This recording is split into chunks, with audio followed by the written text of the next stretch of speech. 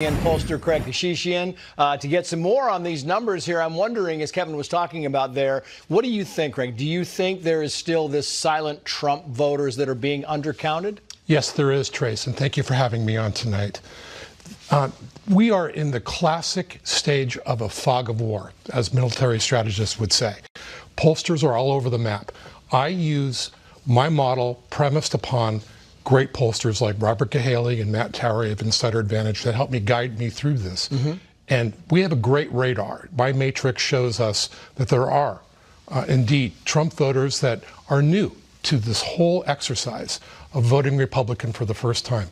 As our former guest pointed out, it's young African Americans, it's young Hispanics for the first time now gearing toward the Republican Party. They're now coming up through the ranks. So that's what we're seeing. We're going to see that tomorrow in a very big way. It'd be fascinating. I want to play this. Alex Castellanos, I know you know him. He said this on Special Report, and then I'll get your take. Watch. When you add the increase in Republican registration, when you look at the early voting advantage, and when you look at the urban areas like Philadelphia, where Democrats are underperforming with the black vote, you begin to see a pattern that there's kind of a big lump under the rug here, I think, for Trump, that maybe the surveys have not been picking up. Would you agree? Is he borrowing some of your information there, Craig? Well, I appreciate that. He's a gentleman and a scholar, but frankly, we saw this a while ago. I worked for President Reagan. Yeah. I was on his polling team. And Reagan was able to create the template that Trump perfected. He inverted the party as we know it.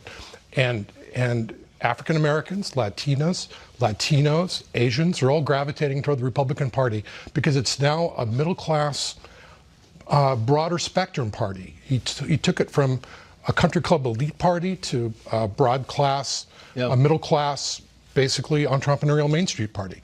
That's new. It's a broader base, and that's going to be in perpetuity. Early swing state voting, Republicans are dominating that. I want to put them up on the board. You've got Arizona, Trump +9, Georgia, Trump +3, North Carolina, Trump +1, Nevada, Trump +4. Is it significant? It's extraordinarily significant, and let me tell you why that's happening.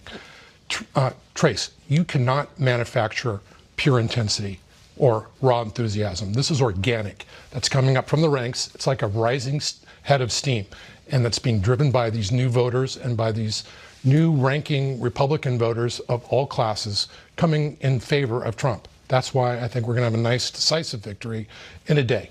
Yeah. This is going to wrap up. I've literally got 22 seconds left for you here. As the polls close tomorrow, what are you looking for? Will we, you think, have a president by tomorrow night? I think we will. And I think you'll start to see surges in places you didn't expect, like in upstate New York, Pennsylvania, even in the far west. I think we're going to win Nevada. We're going to put the ghost of Harry Reid to rest once and for all. So John Ralston was saying, no, he's taking Kamala Harris by a very small margin. But did you see the small margin? I did. How the liberal media is covering the contest. Ashley Strohmeyer is live in New York City with that side of the story. Ashley, good